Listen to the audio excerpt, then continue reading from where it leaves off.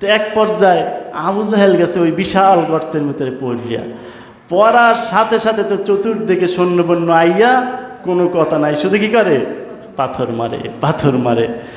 এখন নিচ থেকে চিল্লাই উঠতেছে, এই বেটা মারিস না, আমি আবু জাহেল তোকে নেতা, আমি পড়ছি, মারিস না। কিটা শোনে একজনে কয় বেটা থামা যাবে না, কারণ আবু জাহেল বলছিল যে নবীজি পড়লে বাঁচার সময় বলবে কি আমি আবু জাহেল বলে চিৎকার করতে পারে, তাহলে সেইটাই মনে হয় বলতেছে, তো থামা যাবে না, মারতে থাক। এখন শুধু পাথরগুলো মারতেছে, অন্ধকার তো, আর সে চিল্লায় বলতেছে কি আমি তোকে নেতা আবু জাহেল। তো এক পর্যায়ে একটা ডেকে বলে বেটা তাহলে একটু দেখি আসলে কি আবু জাহেল টাহেল পড়লে না, ওরে তো দেখিও না আমাকে লগে, তো ওই পড়লে নাহি। তো এক পর্যায়ে তাকায় দেখে হায় আল্লাহ ওই আবু জাহেল ওই মধ্যে পড়ছে। তো আমি যে আয়াতটা তেলাওয়াত করেছি, আল্লাহ সুবহানাহু ওয়া তাআলা বলেন ওয়াকানা হাক্কান আলাইনা নাসরুল মুমিনিন, সূরাতুর রুমের 47 নম্বর আয়াতের শেষের অংশ। এই আয়াতে আল্লাহ রাব্বুল আলামিন বলেন যারা মুমিন হবে, যারা মুসলমান হবে, যারা ঈমানদার হবে, তাদের জন্য আমি আল্লাহর সহযোগিতা করাটা দায়িত্ব হয়ে যায়, কর্তব্য হয়ে যায়। বলেন সুবহানাল্লাহ। চাচা ছিল আবু জাহেল, কিন্তু নবীজি তাকে অনেক ভালোবাসতো, কিন্তু তিনি নবীজিকে ভালোবাসতো না। আবু জাহেল নবীজিকে অনেক কষ্ট দিয়েছে, অনেক কি করছে, কষ্ট দিয়েছে। যখন নবীজি নবুয়ত প্রাপ্ত হলো, কোরআনের দাওয়াত দেওয়া শুরু করলো, এক আল্লাহর দাওয়াত দেওয়া শুরু করলো, তখন আবু জাহেল তার চিরশত্রু হয়ে গেল। আর নবুয়ত প্রাপ্ত যখন হলো না 40 বছরের আগে, তখন আবু জাহেল ও নবীজিকে অনেক ভালোবাসতো, কিন্তু যখনই আল্লাহর কথাগুলো বলা শুরু করলো তখনই শত্রু হয়ে গেল। তো এক পর্যায়ে আবু জাহেল অনেক কষ্ট নবীজি সাল্লাল্লাহু আলাইহি সাল্লামকে দিয়েছে, তবু আল্লাহর নবী কখনো তার চাচার জন্য বরদোয়া করে নাই, শুধু দোয়াই করছে আল্লাহ তুমি তাকে হেদায়াত দাও, কিন্তু পোড়া কপাল হেদায়াত পায় নাই। তো একদিন আবু জাহেল একটা বুদ্ধি করলো যে মুহাম্মদ সাল্লাল্লাহু আলাইহি সাল্লামকে বিদায় করলে তো আমাদের সব টেনশন শেষ, কারণ তার আস্তে আস্তে দল ভারী হইতেছে, তার পক্ষে মানুষ কালেমা পড়ে মুসলমান হয়ে যাইতেছে। মক্কায় ওই সময় মানুষে হজ করতে আসতো, তো তারা বিভিন্ন জায়গায় দাঁড়ায় থাকতো, যেখান থেকে মক্কায় ঢুকবে এই মানুষদেরকে বলে দিত বিভিন্ন দেশ থেকে হজ করার জন্য আসতো, তো তাদের কাছে বলে দিত যে মক্কায় একজন পাগল আছে, এই পাগলের কাছে তুমি যাবা না। বলেন নাউজুবিল্লাহ। আর একজন আর এক রাস্তায় দাঁড়ায় বলতো যে মক্কায় একজন গণক আছে, এই গণকের কাছে দেখা করবা না। বলেন নাউজুবিল্লাহ। আর এক কিনারা থেকে আর একজন বলতো মক্কায় একজন কবি আছে, এই কবির কাছে তোমরা যাবা না। কারণ আবু জাহেল এবং তার দলবল দেখতেছে নবীর কাছে যে যায় সেই ইসলাম গ্রহণ করে নেয়। বলেন সুবহানাল্লাহ। নবীর কথাবার্তা শুনে, নবীর চেহারা মোবারক দেখে নবীর আদর্শিত হয়ে যায় সেই। এজন্য কৌশল করলো যাতে নবীর কাছে তারা না যায়, নবীর কাছে যাতে তারা না ভেরে। তো এই কৌশল করে তারা বিভিন্ন জায়গা থেকে বিভিন্ন কথা বলে দিল। কেউ বলে পাগল আছে, কেউ বলে গণক আছে, কেউ বলে কবি আছে, এর কাছে তোমরা যাইও না। তো এই যারা মক্কায় আসলো তারা চিন্তা করে এমন লোকটা কে যার ব্যাপারে বারবার মানুষে বলতেছে যে পাগল আছে, গণক আছে, কবি আছে, তার একটু দেখা লাগে। এরা চাইছিল যাতে নবীজির কাছে না যায়, এই কথা বলার কারণে তারা আরো নবীজির কাছে বেশি যায়। বলেন সুবহানাল্লাহ। কারণ সেই লোকটারে দেখতে চায়, যেহেতু সবাই একই লোকের কথা বলতেছে, তাহলে সেই লোকটাকে একটু দেখা লাগে। তো এক পর্যায়ে সবাই তো হজ টজ শেষে নবীজির সেই খোঁজে চলে যায় যে মক্কায় নাকি একটা পাগল আছে। আস্তে আস্তে সবাই নবীর কাছে চলে যায় তারে দেখতে। তো গিয়ে দেখে পাগল তো দূরের কথা, এমন সুন্দর চেহারা, মনে হয় আকাশের চাঁদটা এসে বসে রয়েছে। বলেন সুবহানাল্লাহ। দেখে আর দেরি করে না, কালেমা পড়ে মুসলমান হয়ে যায়। যে আসে সেই কি হয়ে যায়, কালেমা পড়ে মুসলমান হয়ে যায়। এখন ওরা চাইছিল নবীজির যাদের কাছে না আসে, এখন আরো বেশি করে আসে, কারণ ওই যে বলে দিছে পাগল আছে, গণক আছে, কবি আছে, তাকে দেখার জন্য আসে। তো আয়েশা তার প্রেমে পাগল হয়ে তার আদর্শে আদর্শিত হয়ে যায়। বলেন সুবহানাল্লাহ। তো এরকম করে নবীজি যখন মানুষগুলোকে মুসলমান বানানো শুরু করলো, আল্লাহর দাওয়াত দেওয়া শুরু করলো, পরকালের কথা বলা শুরু করলো, তখন এই আবু জাহেলের দলবল তারা নবীজির শত্রু হওয়া শুরু করলো আস্তে আস্তে। তো বিভিন্ন কৌশল করছে যে তাহলে নবীজিকে তো দুনিয়ার জমিন থেকে বিদায় করে দিলেই সব ঝামেলা শেষ, তাহলে আর কেউ মুসলমান বানাইবে না, আর কেউ আল্লাহর কথা কইবে না। আর নবীজিকে তো মারা এত সহজ না, তাকে হেফাজত করে কে? আল্লাহ রাব্বুল আলামিন। তো এক পর্যায়ে তারা বুদ্ধি করলো, তাহলে নবীজি সাল্লাল্লাহু আলাইহি ওয়াসাল্লাম তো প্রতিদিন বাসা থেকে ফজরের সময় নামাজ পড়তে যায় কাবা ঘরে, তো আমরা যদি এই রাস্তার ভিতরে বিশাল এক গর্ত বানায় রাখি, তাহলে নবীজি ওই গর্তের উপরে যদি একটা কিছু দিয়া দেয়, তো নবীজি তো বুঝবে না যে নিচে এত বিশাল গর্ত, তো ওই গর্তের ভিতরে পড়বে, আর আমরা দূর থেকে এসে পাথর টাথর মারিলাম, ঝামেলা শেষ। পরে মাটি মুটি দিয়ে ওইনি শেষ। কিন্তু আসলে মারতে পারবে? ওই যে কথা আছে না, যার জন্য যে কুয়া খোদে সেই কুয়ায় নিচে পড়ে, এই কথা কিন্তু সেই জায়গা থেকে আসছে, আবু জাহেলের গর্ত থেকে আসছে। তো বিশাল বড় কুয়া সারা রাত বয়ে করলো, কাকে মারার জন্য? নবীজিকে মারার জন্য। তো নবীজি সাল্লাল্লাহু আলাইহি ওয়াসাল্লাম তো প্রতিদিনের মতো যখন ফজর হলো, আজকেও আজানের সময় রওনা দিছে মক্কায় যায় নামাজ পড়বে। তো রাস্তার মাঝে তো বিশাল গর্ত, ওরা তো চতুর্দিকে লুকিয়ে আছে। আবু জাহেল শিখাই দিছে, বেটা যখন তোরা শুনবি যে ভিতরে পড়ছে, তখন আর দেরি করবি না, পাথর পাথর লইয়া রেডি, আইসেই মারা শুরু করবি। বলেন নাউজুবিল্লাহ। তো এক পর্যায়ে আবু জাহেল বলে, শোন, আমার ভাতিজা মুহাম্মদ সাল্লাল্লাহু আলাইহি ওয়াসাল্লাম গর্তে পড়ার পর কিন্তু অনেক কথা বলবে, যে আমি তোমাকে নেতা আবু জাহেল, আমার কথা বলতে পারে বাঁচার জন্য, কিন্তু যা কিছু বলুক কি তোরা শুনবি না, তোরা খালি মারতেই থাকবি, মারতেই থাকবি, মারতেই থাকবি। তো সব শিখাই শুকাই দিয়ে চতুর্কুলে আড়ালে লুকিয়ে আছে। তো এক পর্যায়ে নবীজি সাল্লাল্লাহু আলাইহি ওয়াসাল্লাম যখন আজান হলো, বের হলো নামাজে যাবে, তো ঠিকই ওই গর্তের সামনে থেকে নবীজি চলে গেল। আল্লাহ রাব্বুল আলামিন জান্নাতি থেকে ফেরেশতাদের মাধ্যমে জান্নাতি পাখা ওই গর্তের উপরে বিছায়া দিয়েছে। বলেন সুবহানাল্লাহ। ওই গর্তের উপরে পাখা বিছায়া দিয়েছে, জান্নাতি ফেরেশতাদের ডানা বিছায়া দিয়েছে। ওই ডানার উপরে পাড়া দিয়ে নবীজি সাল্লাল্লাহু আলাইহি ওয়াসাল্লাম চলে গেছে। তিনি টেরও পায় না যে নিচে গর্ত আছে, তিনি জানেও না। কিন্তু পরবর্তীতে আল্লাহ জানায় দিয়েছে, নবী আপনি জানেন কি থেকে আসছেন? এই আপনি যে আসলেন, এখানে ওই আপনার চাচা আবু জাহেল বিশাল বড় গর্ত বানায় রাখছিল আপনাকে মারার জন্য, কিন্তু আমি কুদরতিভাবে আপনাকে পার করে দিয়েছি। বলেন সুবহানাল্লাহ। তো আবু জাহেল দেখতেছে তো রাস্তা জুড়ে গর্ত, এখন এই গর্তের ওপার নবীজি হাঁটতেছে, ব্যাপারটা কি? এতে গেল কিভাবে? তাহলে গেল কিভাবে? গর্তের ভিতরে তো পড়ার কথা। এখন আবু জাহেল আইসা মানে একটু উকি দিয়ে দেখতেছে যে আসলে পড়ছে কিনা, দেখি কেমনে কি হইল। যেই উকি দিয়ে দেখা দিছে, এই ছেঁচড়া খেয়ে গেছে পড়ে গর্তের মধ্যে, নিজেই পড়ে গেছে।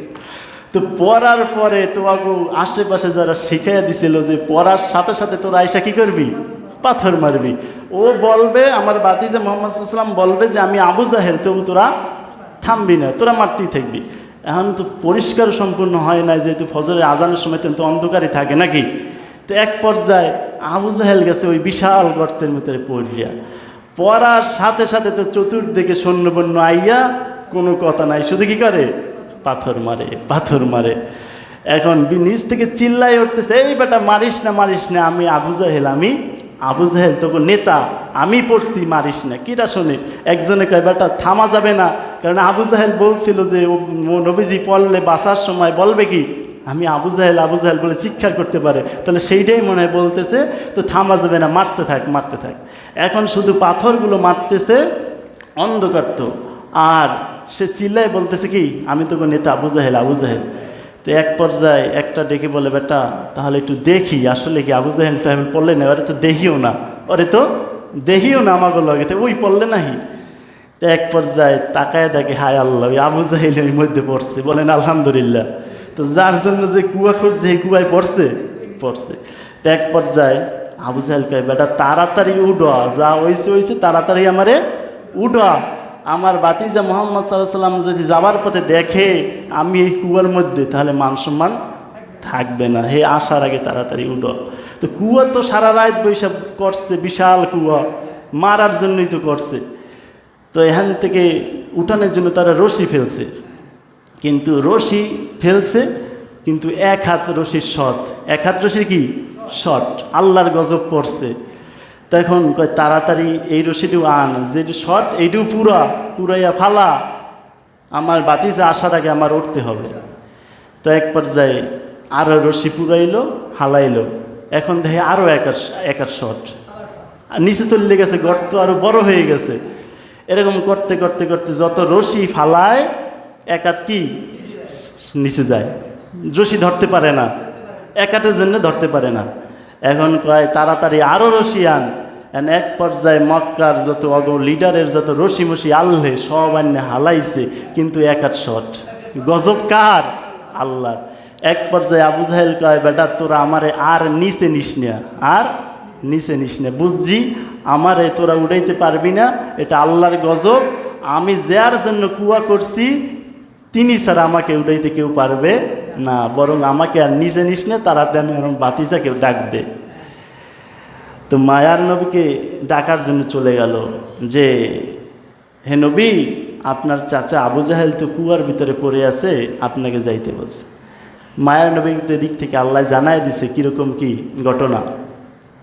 তো এক পর্যায়ে মায়ার নবী এসে দেখে রক্তমুক্ত মাখা, কাদা কোদা একবারে মাইকে জাকি গেছে, অনেক নিচে চলে গেছে, দেখা যায় না, ছোট্ট দেখা যায়, কারণ রশি ফালাইতে ফালাইতে ফালাইতে ফালাইতে একবারে নিচে নিয়ে গেছে। এক পর্যায়ে কুয়ার ভিতর থেকে বলে বাতিজা মুহাম্মদ সাল্লাল্লাহু আলাইহি সাল্লাম, তুমি তাড়াতাড়ি আমাকে কি উঠাও। তখন মায়ার নবী ডেকে বলে চাচা যান, এই কুয়াটা আপনি কার জন্য করেছিলেন? বলে বাতিজা এই কুয়াটা তো আসলে তোমার জন্যই আমি করেছিলাম। মায়ার নবী চোখের পানি ছেড়ে দিয়ে বলে চাচা যান, আপনি কি জানেন না আমার বাবাকে আমি জন্মগ্রহণ করার পরে দেখি নাই, আমার বাবা দুনিয়ার জমিনে ছিল না, আমার বাবাকে আমি কোনো দিন আব্বা বলে ডাক দিতে পারি নাই। ও চাচা যান, 6 বছর বয়সে আমার মাকেও আমি হারায়া চির এতিম হয়ে গেলাম, আমার দাদা আব্দুল মুত্তালিব আমাকে লালন পালনের দায়িত্ব নিল, 8 বছর বয়সে আমার দাদাকেও আমি হারায়া ফেললাম। ও চাচা যান, কত কষ্ট আমি করে করে এই পর্যন্ত আসলাম, আমি কত কষ্ট করলাম, আমি চির এতিম নবী, আপনি আমাকে মারার জন্য এই কুয়াদা কেন করেছিলেন? ও চাচা আমি উঠাইতে পারি, আমার মনে কোনো কষ্ট নাই, একটা শর্ত যদি আপনি আমার মানেন তাহলে আমি এই কুয়া থেকে আপনাকে উঠাবো। আবু জাহেল ডেকে বলে বাতিজা মুহাম্মদ, দিন হয়ে গেলে পরিষ্কার হয়ে গেলে আমার মান সম্মান থাকবে না, কোন শর্ত তাড়াতাড়ি বলো, আমি মানতে রাজি আছি। মুহাম্মদ সাল্লাল্লাহু আলাইহি ওয়াসাল্লাম বলে চাচা যান, আপনি যদি আজকে এই কুয়ার ভিতর থেকেই কালিমা পড়ে মুসলমান হয়ে আমার পক্ষে পক্ষিত হয়ে যাইতে পারেন তাহলে আপনাকে আমি উঠাইতে পারি। বলেন সুবহানাল্লাহ। নবীজি তার কষ্টের দিকে তাকাইল না, তার শত্রুতামি করার কথা ছিল কিন্তু করল না, নবীজি চাইল তাকে মুসলমান বানানোর জন্য। আবু জাহেল ডেকে বলে বাতিজা মুহাম্মদ সাল্লাল্লাহু আলাইহি ওয়াসাল্লাম, আমি কালেমা পড়ব ঠিক আছে, তবে দেখো আমার শরীরের ভিতরে তো রক্ত, আমি তো কাদায় মেখে গিয়েছি, পানিতে ডুবে গিয়েছি, তুমি আমাকে তরে উঠাও, উপরে উঠাও, আমি সুন্দর করে গোসল করে পবিত্র হয়ে তারপর কালেমা পড়ব। আল্লাহর নবী বলে চাচা যান না, আপনি এখানে বসেই পড়েন, আপনার কালেমা আল্লাহ কবুল করে নিবে। আবু জাহেল বলে বাতিজা এই অপবিত্র অবস্থায় আমি মুসলমান হতে চাই না, আমি পবিত্র হয়ে তারপর মুসলমান হব। আল্লাহর নবী বলে সমস্যা নাই, আপনি পড়েন। আবু জাহেল পড়তেছে না, এক পর্যায়ে নবীজিকে বাধ্য করলো যে তুমি উঠাও, আমি পড়েই নিব কালেমা, আমি আজকে কালেমা পড়বই পড়ব। এক পর্যায়ে আবু জাহেলকে মায়ার নবী তার ডান হাত মোবারক কূপের ভিতরে দিয়া দিল, আর বিসমিল্লাহ বলে যখন হাতটা বাড়িয়ে দিল, যেই আবু জাহেলকে মক্কার সারা রশিগুলো দিয়েও তারকে উঠাইতে পারতেছিল না, বিশ্ব নবীর ডান হাত মোবারক কুয়ার ভিতরে দেওয়ার সাথে সাথে ওই আবু জাহেল হাত ধরে উঠে গেছে। জোরে বলেন সুবহানাল্লাহ। এই ঘটনা দেখে আবু জাহেলের যে সৈন্যরা ছিল তারা অনেকেই কালেমা পড়ে মুসলমান হয়ে গেল। কি আজীব তামাশা, যেই কূপ থেকে আবু জাহেলকে উঠানোর জন্য আমরা এত রশি আনলাম, কিন্তু উঠাইতে পারলাম না। অথচ নবীজি কেমন করে হাতটা দিয়ে দিল আর আবু জাহেল উঠে গেল। এ তো সাধারণ কোনো মানুষ না, এ তো সাধারণ কোনো নবী না, এনি তো আল্লাহর পক্ষ থেকে পাঠানো মুহাম্মাদুর রাসূলুল্লাহ। অনেক সৈন্যরা বলে দিল, ও নবী আমাদেরকে পড়ায়া দেন লা ইলাহা ইল্লাল্লাহু মুহাম্মাদুর রাসূলুল্লাহ সাল্লাল্লাহু আলাইহি ওয়াসাল্লাম। আবু জাহেলের অনেক সৈন্যরা ওই দিন মুসলমান হয়ে গেল, কিন্তু কপাল পোড়া আবু জাহেল বলে, উপরে উইঠা বলে, ও মুহাম্মদ বাতিজা, যেই কূপ থেকে মক্কার সারা মক্কাবাসীর রশি ফালায়া আমাকে উঠাইতে পারল না, ওই কূপ থেকে তুমি কিভাবে আমাকে তুমি হাত দিয়াই উঠায় ফেললা? বলেন নাউজুবিল্লাহ। আবু জাহেল দেখে বলে, হে মুহাম্মদ, তুমি এত বড় জাদুকার, যেই কূপ থেকে এত রশি ফেলে আমাকে উঠাইতে পারলো না, তুমি সেই কূপ থেকে আমাকে ডান হাত দিয়ে উঠাই ফেললা। এইটা বলে হাসতে হাসতে চলে গেল, কালেমা পড়ল না। জোরে বলেন নাউজুবিল্লাহ। মায়ার নবী বড় কষ্ট পেল, আল্লাহকে ডেকে বলো, আল্লাহ আমার চাচাকে তুমি হেদায়াত দাও। আল্লাহ বলে, ও মায়ার নবী শোনেন, আপনি কাউকে হেদায়াতে আনতে পারবেন না। কেউ যদি আমার কাছে হেদায়াত চায়, কেউ মনটা যদি নরম করে আমার কাছে নত হয়, আমি রব্বুল আলামিনই তাকে হেদায়াত দিব। আপনি হেদায়াতের মালিক না, হেদায়াতের মালিক আমি আল্লাহ। বলেন সুবহানাল্লাহ। এক পর্যায়ে আবু জাহেল কালেমা পড়ল না, সে বলল, মুহাম্মদ তুমি এত বড় জাদুকার, আমাকে এত নিচ থেকে এক হাত দিয়ে উঠাই ফেলছো। নাউজুবিল্লাহ। এরকম নানা ঘটনা নবীজির সাথে আবু জাহেল করছে। আর একদিন ওই দূর থেকে পাহাড়ের ভিতর থেকে হাতের মুঠায় এক মুঠো বালি নিয়ে আসছে। কি বালু নিয়ে আসছে। আয়েশা বলে, মুহাম্মদ সাল্লাল্লাহু আলাইহি ওয়াসাল্লাম, তুমি তো অনেক কিছুই পারো, তো আজকে আমার হাতের ভিতরে কি আছে এটা যদি বলতে পারো তাহলে আমি কালেমা পড়ে মুসলমান হয়ে যাব। তো এক পর্যায়ে নবী সাল্লাল্লাহু আলাইহি ওয়াসাল্লাম বললে, চাচা আপনি তো অনেকবার বলছেন কালেমা পড়বেন, কিন্তু আসলে তো পড়েন না। না এবার পড়ব। আবু জাহেল জানে এটা কোনো দিন নবীজি বলতে পারবে না। দূর থেকে এক মুঠো বালু নিয়ে আসছে। এরপর নবী সাল্লাল্লাহু আলাইহি ওয়াসাল্লাম বলে, আচ্ছা আমি বলবো নাকি আপনার হাতের ভিতরে যারা আছে তারাই বলবে? বলেন না সুবহানাল্লাহ।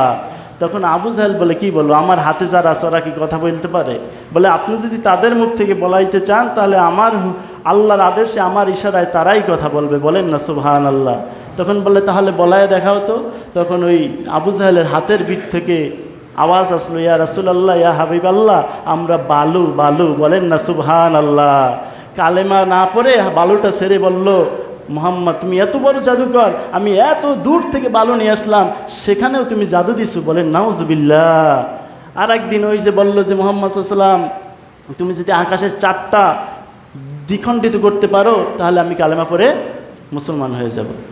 তো এখানে আরও বাদশারা ছিল, অনেক বিশাল একটা সমাবেশ ঘটাইছিল যে আজকে তো মুহাম্মদ সাল্লাল্লাহু আলাইহি ওয়াসাল্লামের মান সম্মান সব চলে যাবে, কারণ আকাশের চাঁদ তো কোনো দিন সে দুখান করতে পারবে না।